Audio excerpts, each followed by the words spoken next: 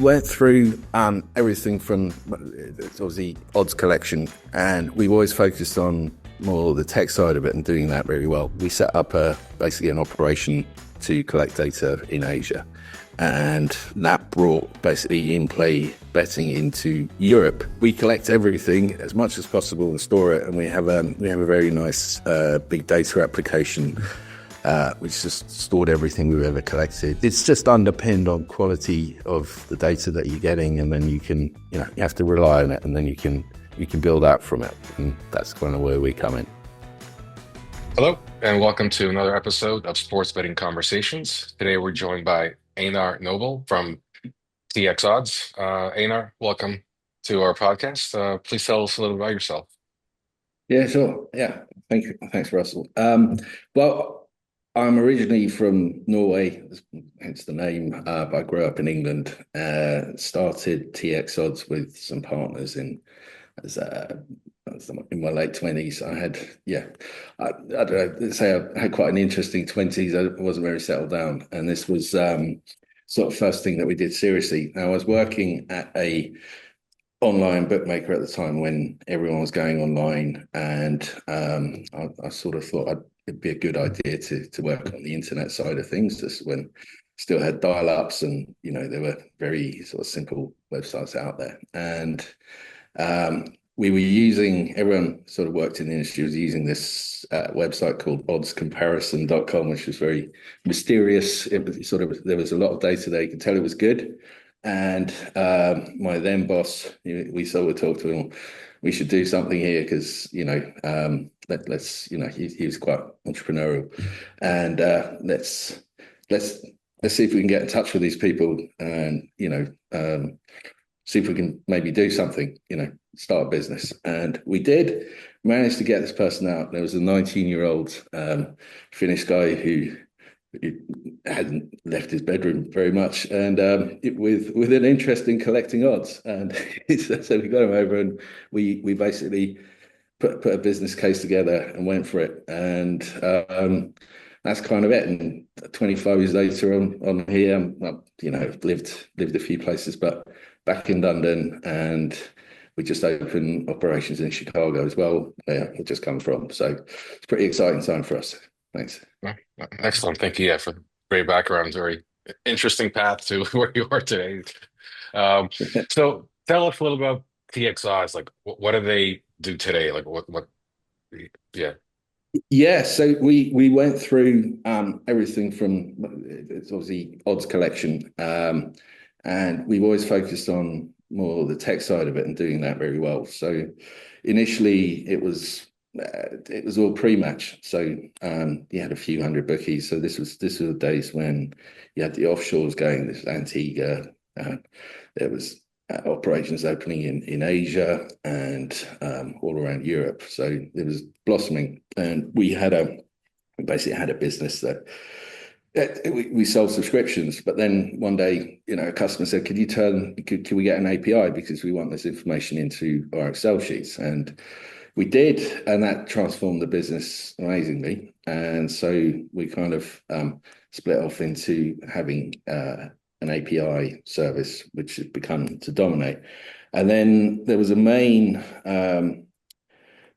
changing point was when in Asia it's basically for in-play. And I heard people were putting people into grounds and calling on the phone. It was called Danger Ball. So basically, you'd have someone screaming "Danger, danger!" When there was a player got near the ball. But that created the whole in-play market, and it was around 2006 when that came on, and we had basically a developer in China called Tao, and he had a great product for collecting this. So we set up basically an operation to collect data in Asia, and that brought basically in-play betting into Europe. So and from that was the most liquid market that they used, and this was then used to power sports books throughout England. So, and then into Europe. So we're sort of on the tech side, we've just been, it's just bringing fast market data together. We focus around that, and then after that, it's been honing the product, odds only, and then with the work in Chicago is that we've gone in stadium. We selected like college data because it's by all accounts open source. There aren't any particular rights considerations at the moment, and we've been able to cover complete sport end to end. So it's just adding a different vertical, but so it fits in with basically scores and odds, everything you need to power a sports book. So you collect more than odds data. Do you also kind of do similar statistics collection or provide statistics like a Sport Radar or Genius or? Well, I mean, it's collect you collect all of that, but and by you can infer statistics from all the data that's collected. But we've Right. always been we collect everything as much as possible and store it, and we have a very nice big data application which just stored everything we've ever collected, and there's an API that can do that. So you can basically go and process, all the opening prices, closing prices, in-play prices, everything that's tick by tick through that whole period. And there's a retrievable API for that. So, if you're looking to kind of come and start your own models, start your own sportsbook, do risk management, and you can buy a data set from us that can prepare you. That's got all the mainstream books on it, and then basically use that for trading. Well, trading your book basically. Yeah. Yeah. And which sports do you cover? Like all the US sports, and I Oh assume. yeah, yeah, yeah. Yeah. Yeah. Mhm. So obviously it's a volume game. So Right. with and we help enable automation. So soccer is obviously massive around the world, and I don't know, we cover 150,000 matches or something. It's a lot, but basically from the Premier League right down into the low tail, right, the long end, Mhm. and then obviously in the US, NFL, massive turnover. It's short season though, so soccer's all year round. I Yeah. mean, that's the primary difference. And then you got college football and college basketball, but there's action all the time. And tennis, and generally, we're dictated by volume. So whatever there's a lot of volume on, then there's a robust market. The prices tend to be strong, and they'll come to us. But also for the more long tail stuff. So when I started, they used to have odds makers who'd have opinions. They'd read the newspaper. They'd have faxes sent to them. There'd be a lot less there, but you can't do that. And so basically you got teams instead. You get the price feeds in, you get data, and basically, the trader's role is much more now a case of just monitoring what's going on, looking at some sort of key accounts, but generally it's automating everything 24/7. Yeah. Yeah. It's interesting. You talked about the US.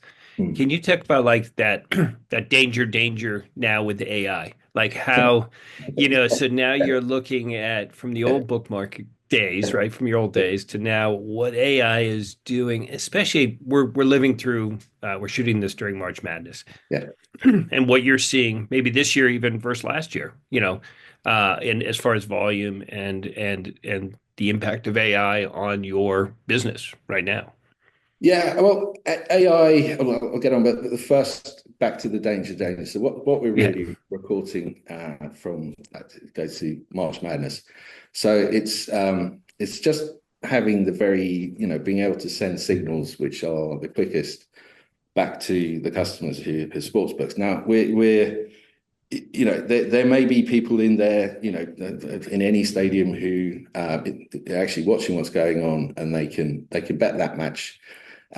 We're actually helping the sportsbook. If you get the fastest data, then no one's going to beat you on the price. You're not going to hang.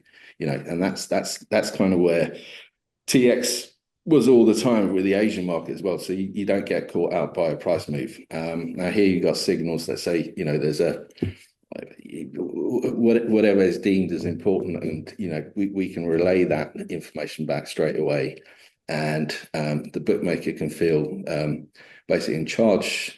What they're getting is as fast as possible, and therefore they're in charge of the market. And then with the rich data they can also offer more, like things like play-by-play markets. There's the richness of data just allows to innovate, but at the core of it, you've got to trust the data set that you're being sent. So, and then on top of that, AI, well, there's that's you need a very robust and data set to work from, really. But I mean, the pricing itself, there are models that are based around like time-based or score-based, etc. And then you got the market, what's actually going on. So you need a combination of both. So whether it's machine learning or AI, somewhere in between. But it's still early days for AI, but it's very, very interesting where this can go, obviously.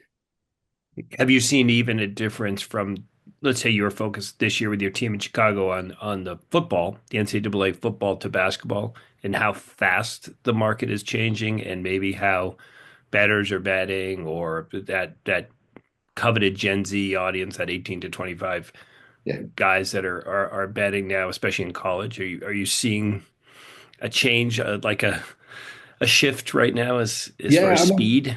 Yeah, I mean, I'd like to sort of cite Simple Bet as as an early innovator for the play-by-play, and that needs much more granular data that's delivered more quickly. So that's play-by-play, and right. So we actually took that, what they did, and they went out and here's what we need to do this. So we took that as the bar to start with, and we also then get feedback from customers as to what they'd like to see or what's important to them when we try to integrate that into the product. So come next season, when this is truly in the market, you're going to see a lot more of this rich data basically in college sports that will just enable the bookies to offer more and more markets that sort of suit what they think the players might want as well. And and the players get a better deal as well, because they get more choice, and they feel it's connected to the match.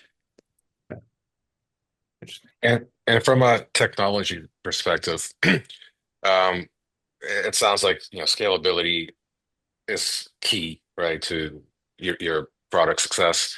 Can you talk about kind of the thought process in terms of ensuring your infrastructure can handle the volume and the delivery that's required? Yes. So with so with the odds, I mean, the tech team chose Scala, actually, which is all about scalability. I'm not sure that's the kind of in language anymore at the moment, but it's built for that. We've always been very tech heavy. I mean, we focus on the back end and like delivering APIs. Our CTO, it's called Alex Kozlenkov. He's been very. He sort of took us from like multiple legacy feeds into introducing a push feed, and then we've built that into something which we call Fusion, which is it's a delivery platform that's across multiple locations. So when the cloud's very scalable out, and it's just all about literally delivering odds data, which is there's billions of updates that we pump through, and then you can also do processing on that. We have things like synthetic pricing, which are dynamic sort of moving averages, rule-based, etc., and then third parties that we can send through. So something like scores for us is it's an extra vertical. It just fits through basically through the delivery system, and then we have third-party partnerships or very close partnerships. For one of them is a price management system through our partners called Lacerta Sports. That's a UK operation, and that's leveraging their experience of basically pricing and it's just being very active in the sports betting markets very successfully. more, and we're leveraging that and making that available to sportsbooks. Yeah, so Great. And what were some of the challenges you encountered during your growth and expansion?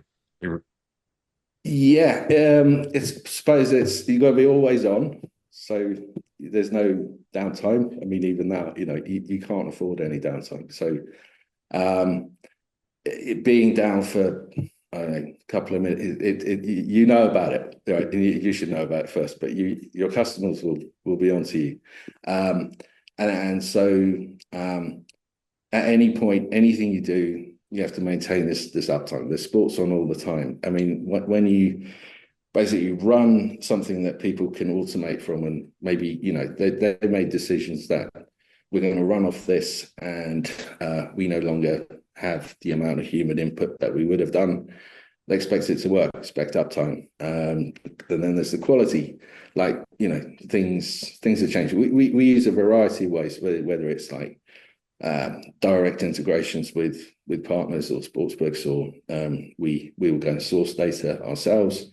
They just expect it to fit. You can't have dirt in the system, so you got to spend a lot of time basically make sure that data quality is high. So I mean, we're using AI internally on things like data quality, even for live scores. Is that does this look like a scout to you? Is this the expected behavior? I mean, it's more on data quality is key for us. Uptime. And then speed, so you can't slow down, because after a certain amount of time, it just loses value. And, a certain amount of time, it has no use to the customer whatsoever, and we can't justify being in business. So, yeah, especially the in-play. yeah. Yeah, Right. great.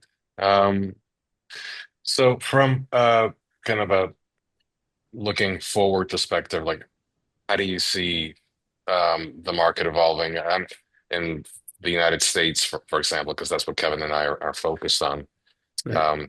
and probably more interest to our audience. Yeah. Yeah, well, I mean, as I said, I just came back from Chicago, and I say this to everyone. I mean, it's like sports have replaced rolling news, so sports everywhere, and you can gabble on it. It's great. I mean, there's always something there, and it's massively popular, of course. But I see, obviously, in play, it's possibly not where it will, but that will keep growing. For operators, automation possibilities, it's much more, the customer will vote with their money where they choose to go, who they choose to play with. There's innovation, are there, bet types that customers like. I mean, in the last few years, I mean, same game parlays are huge. That's a massive revenue generator, and people like it. Now, where I come from, with the background is much more, price sensitivity. There's, it's just more old school of changing prices, but that still exists. You need solid pricing at the bottom of it. And then, as with volume, it's things like price management and who manages your prices. That can become more like a commodity. So, company X can manage pricing for, let's say, NFL, and this one does basketball, etc. And you get specialization, but I definitely think, it's just underpinned on quality of the data that you're getting, and then you can, you have to rely on it, and then you can build out from it, and that's kind of where we come in. It's interesting. Do you look at, especially go back to the US? So you got football, NCAA football, basketball, big priorities. Have you looked at like what's baseball on the roadmap? Because I was at a presentation where they were talking about the number of bets in a baseball game, potential and in play, down to the, is he going to throw a slider or a fastball? All those kind of things. Do you see that as an opportunity on your roadmap as well? Yeah, it is. I mean, the baseball, there is a very good feed in place by the MLB that it's got everything there. So, Right. but potentially, is there anything we could do to add to? Is there a data set that we could create there? is there perhaps, we mentioned college, perhaps we should look at college baseball. Right. Yeah. That's maybe you're being underserved, and then we can go in there. I kind of And think softball on the women's side. Yeah. So we'll listen to the clients as well, but that's kind of on our agenda would like to be obviously cover everything that's popular in the US. Right. But with let's say NFL and NBA, there are obviously rights holders in place already, and Right. the MLB's got this, so we'll respect rights, and maybe just be the college experts. That was touted around the office last week. So and I think that sits quite well. So that might be good. Oh, great. Any closing comments, Einar, you'd like to give us? No. Thank you very much for your time. Thanks for joining us. It's interesting. Yeah. Thank you as well. We appreciate it. All right. Excellent. Excellent. Thank you.